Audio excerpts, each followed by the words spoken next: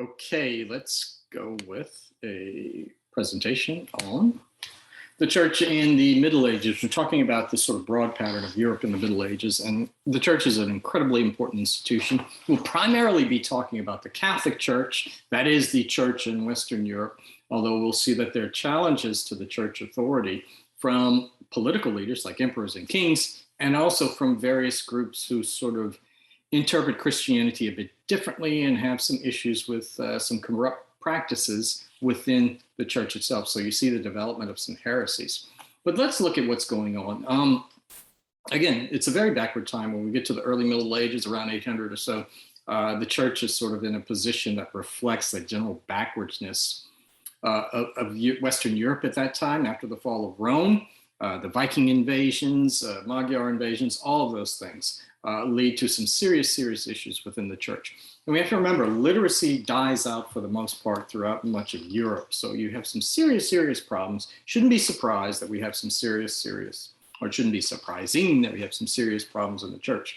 One of the things going on is the church is a powerful institution. It controls a lot of land. It has wealth. So it comes under the control of kings and some of those great nobles, those vassals, the dukes, so to speak, and counts and barons in certain lands throughout Europe. Why? Because it's profitable. Kings want the land, they want the wealth. Others do as well. Sometimes you want to have sons put in charge of important church positions. Generally a bishop, not a priest. Nobody's really worried. Priests don't have that much power, but a bishop or an abbot who is head of a monastery. And that's what we mean by lay control. Lay investiture is a problem going on at this time. A layman is a non-church official, a secular official. They often appoint high church officials in order to control the church in their region. That's a major problem because you don't always pick someone who is mindful of their spiritual obligations. Another problem in the church is the buying and selling of church offices. The buying and selling of church offices called simony. Remember, a bishop or an abbot, they tend to accumulate a lot of wealth. So it's an important position. People are going to buy and sell these positions in the church because they come with power and wealth. Another practice within the Christian church is sometimes called concubinage. It's just clerical celibacy is a problem. It's hard to enforce clerical celibacy. You have a lot of married priests. When you're trying to convert a number of these Germans, this whole notion of clerical celibacy seems kind of weird to them. So it's a challenge to do this in that world. I mean, think about even today, we have cultural factors that allow people in certain communities to interpret Christianity or religion in different ways. You know, Islam, for instance, is not practiced the same way everywhere. So there are cultural influences on religious belief. And it's a primitive age. So you have these problems. You have these problems within the church itself. One of the big problems is, how do you choose a pope?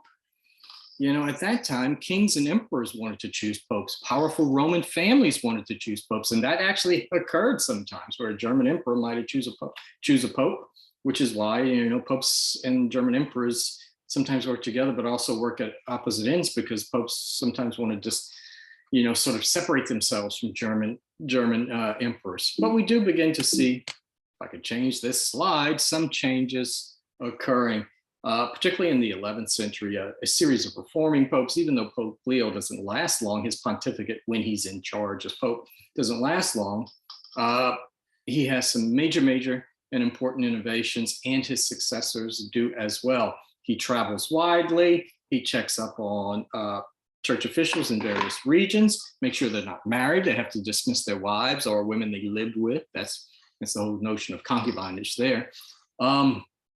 And so he attacks the selling of church offices and lay investiture. A major innovation comes a little later, called the Lateran Council of 1059, where this body that has existed, the College of Cardinals, you may have heard about it today,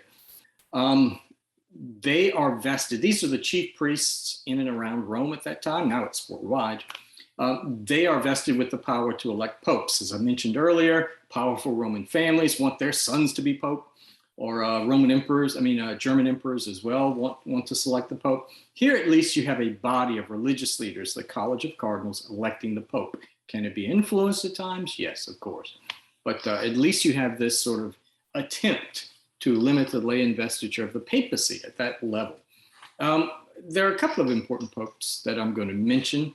One is Gregory VII, who church history talks about him in terms of a Gregorian revolution, what the sort of important changes that he makes as pope, that popes have absolute power on earth in religious affairs, and they have the ability to get secular rulers to obey their commands. So he makes this understanding that God's representative on earth is the Pope, and the Pope simply issues decrees and orders from God. So popes must be obeyed. And he himself also attacks some of those abuses within the church.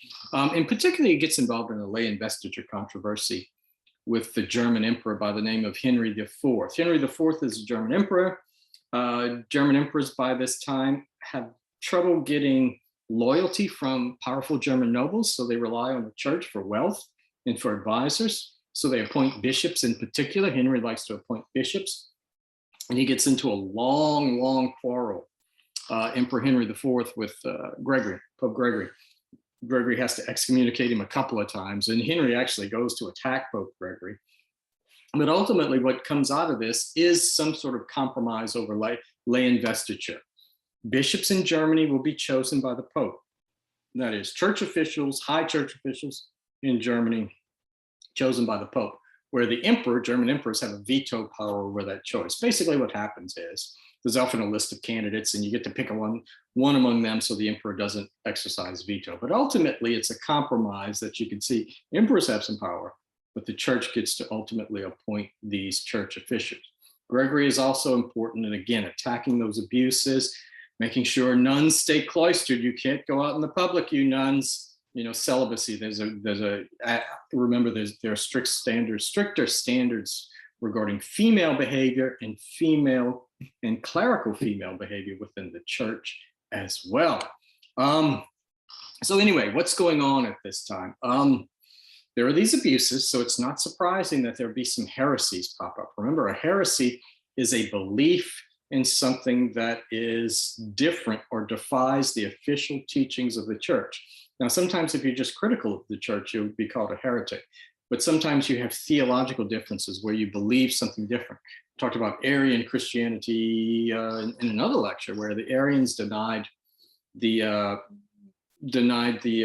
divinity of Christ, that Christ was human. That's a heresy. And heresies begin to pop up. They are very critical of the church. They attack. They're concerned about the abuses within the church, the wealth the church has accumulated. Just in cities, you have places called palaces. A palace comes from the word for the residence of a bishop. So it lets you know that bishops live quite well. There are a number of different heresies. They pop up all over. There are a lot of them in Italy, by the way. But here's one in France that's kind of interesting. It's the Albigensian heresy, or the Cathars. And they make this separate distinction between the physical world and the spiritual world in France. And that essentially, what they are saying, essentially Christ was never human, because human things, material things, are wicked and evil and created by the devil. Things are vile. So you're supposed to live a life where you reject the physical world around them. Early Albigensians wouldn't even have sex, because sex is one of the worst things you can have. It's really inspired by lust and sin. There's a problem there. If you don't do that, you're not going to create future Albigensians. So they modify that belief. But again, they reject the authority of the papacy. There are attempts by new religious orders to preach to the Albigensians and to other heresies around. Those two most important religious orders that get created at that time are the Dominicans and the Franciscans. These are friars, F-R-I-A-R-S, friars. They're not monks. These are men of God who live and work within the cities and work among the people, unlike monks or nuns who separate themselves from society. So the Dominicans and the friars preach to these heretics to try to reconvert them from their heresy, bring them back to the Catholic faith. And also, one of the things that's interesting is these members of these two orders embrace education, so they become university professors. Later on, we look at the universities popping up again or at least creating universities in Western Europe. Reconversion can take some time. So one of the things that happens is the Pope Innocent III, is going to call a crusade against the Albigensians, where Christians are going to flock to southern France, basically annihilate the Albigensians, get rid of those heretics. And that tells you something. Popes have incredible power. They act like kings. It's something we call the papal monarchy. They have their own lands. They have the papal states in Italy, but they also have power over what they call the Christian world, Christendom. As I said, Pope Gregory said, I'm the ultimate authority. Popes are the ultimate authority because we speak for God.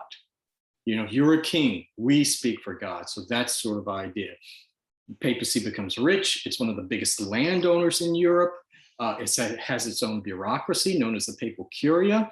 It has its own legal system, its own court system, canon law, which is church law, own schools for the clergy, cathedral schools, monastic schools, all of those things. And it has a series of powerful, powerful popes. One I already mentioned, Innocent III, who uses the power to excommunicate leaders. That is, kick them out of the church, don't let them participate in the sacraments so that their soul goes to hell. That is the belief. You cannot participate in anything religious or related to the Catholic Church if you are excommunicated. And at that time, that's a challenge for people to be excommunicated. Maybe today, I'll just, if a Catholic gets excommunicated, okay, I'll become Baptist or something, But at that time, it's very different. And so you're not even supposed to have contact with an excommunicated person. So how is a king supposed to raise an army, for instance, or have advisors? So that's a very, very powerful weapon to wield. He also convenes the Fourth Lateran Council for the Catholic Church, as he calls it. It's Catholic. Catholic just means universal, worldwide. And this is where we get some of the basic beliefs established, or at least beliefs that had been practiced at that time become set in stone, like transubstantiation. All Catholics know what transubstantiation means, right? If you're Catholic, you know exactly what that means. That means when the priest blesses the wine and wafer during the Eucharist, it becomes the actual body and blood of Christ. That's what that means. He imposes an obligation of communion and confession annually on all the faithful, not every week, but annually on the faithful, defining the 7 sacraments. These 7 sacraments are essential for salvation, says this council. And they abolished the trial by ordeal, which is one of the reasons why kings and emperors elsewhere can develop some of their own sort of legal systems, in secular legal systems. One of the things that's also going on is that you see less corruption in the monasteries. Monasteries got rich at this time as people donated to them. And some of these monks led lives of luxury. But what happens is a number of monasteries place themselves under the authority of the Pope and distance themselves from secular rulers, don't even allow the presence of secular rulers sometimes, in order to practice their religious belief and their spiritual obligations. And religion is very important. It's very important. The church is the center of village life for peasants. The church itself provides a set of rituals and days of obligation that you have to pray, so that it organizes people's lives. You have peasants get time off during church festivals or during church holy days, the big ones like Christmas and Easter in particular, but also for saints' days. There are a lot of saints that people that get canonized for leading this extraordinary life in the Middle Ages, and they're recognized as a saint. And these saints sort of intercede between people on earth and God. People pray to the saints to sort of intercede and help them in some way. And a lot of local communities have some sort of relic associated with a saint. And a number of churches, as you may notice, Catholic churches today are named for individual saints. A testament to the power of the papacy is this, the Crusades, these events. I already told you that there is an inter-European crusade. That is a crusade against these Christian heretics in southern France, the Cathars or Albigensians, because they're in the city of Albi. Well, the Crusades refer to these wars, these religious wars, these holy wars between Christians and Muslims in the Holy Land. And they're viewed in religious terms. It's the Pope who is the one figure in the West who can unite the West, unite Christendom to go retake the Holy Land to fight these wars. So popes are very powerful in this event, but they occur, and they're like 7, maybe 8 major ones. I'll only talk about a couple of them that begin in 1095 and last for a couple more centuries. Only the first is going to be successful. But it's an example of just how powerful popes are. They say, you need to do this, and people flock to the call. one of the things, there's a benefit for going on this war. You get an indulgence. An indulgence is a forgiveness of the penalty for sinning. That is, if you are Catholic, if you're various types of Christians, Catholics in particular, you are supposed to confess your sins. And when you confess, you're supposed to, you're not supposed to think, yeah, I'm gonna do it again, so you're gonna see me in a week. You're supposed to express sorrow and admit that you will do your utmost to never commit this sin again. Express remorse over this. And so you confess your sins, and then you're given some sort of punishment. Some Hail Marys, you fast, you go on a pilgrimage, I don't know what it may be.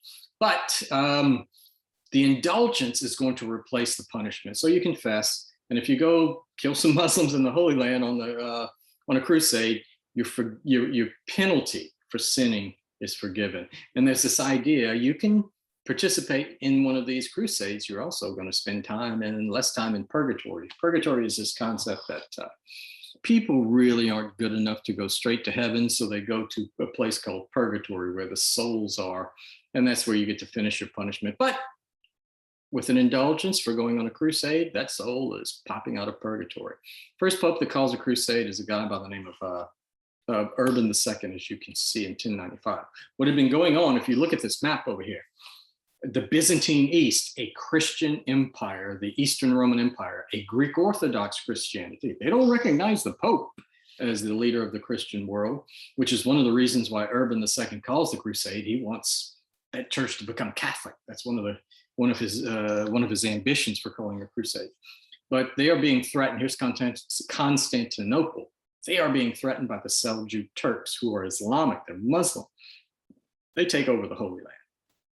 They're a threat to the Byzantine East. The Byzantine East can't stop this, so they appeal for assistance to the West.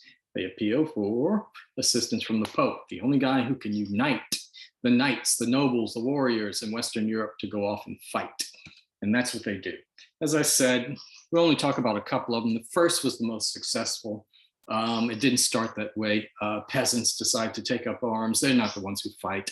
They kill some Jews along the way, because this anti-Semitism that's inherent in Christianity since the ancient world. So some Jews are annihilated. They make it to the Holy Land. They get slaughtered by the Turks. It's not until after this, the second phase, is where the Knights of Europe, these warriors, they make it to the Holy Land and they take over some territory. They defeat the Seljuk Turks in battle, and they establish several Crusader kingdoms.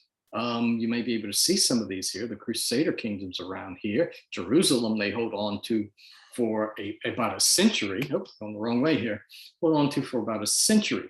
And but they can't hold on to it forever. And slowly over time, Muslims under different leaders, Saladin is one of them later on, they begin to retake the Holy Land. As I said, the Fourth Crusade is one of the most disreputable ones, where a crusade is called, an innocent third crusade is called to go to the Holy Land. And on the way to the Holy Land, they stop in Constantinople, and the Crusaders, Catholic Christians, go to Constantinople, where Greek Orthodox Christians live, and take over Constantinople, because Constantinople is rich. So essentially in the Fourth Crusade, what you have are Christians fighting and slaughtering other Christians. Different types of Christians, but fighting and slaughtering. As I said, things don't go well for Jewish-Christian relations during the Crusades, or for Christian and Muslim relations during the Crusades. I think most Westerners sort of don't know much about the Crusades or forgotten about the Crusades, but there are people in the Middle East who still remember this sort of period and wonder, are Crusades still going on? Is there this effort to eliminate Islam from this part of the world? That sort of thing. We remember what happened centuries ago, that sort of idea. But anyway, this whole notion, Christendom is going to survive and it's going to spread. Christianity spreads into Scandinavia, Norway, Denmark, and Sweden. They open new dioceses and promote Christianity and ban those old Norse religions. So long, Thor, we're done with you. Spreads in Eastern Europe. I talked about that. That's Greek Orthodox Christianity that spread into Eastern Europe with missionaries like Cyril, who gave them that Cyrillic alphabet. It's different from our Western alphabet. And at the top, for the rest of this, we're thinking about the Pope in the West, the leader of the Western Christian world. And there are going to be serious, serious challenges, some more corruption they're going to have to deal with in the church. But the popes sit atop this sort of Western Christian Catholic Church, trying to spread Christianity, its version of Christianity, dealing with heresies, and sort of dealing with this whole notion that you have to change the cultural nature of these various groups of people in Europe and to get them to embrace the type of Christianity we want them to embrace. And we will stop right there.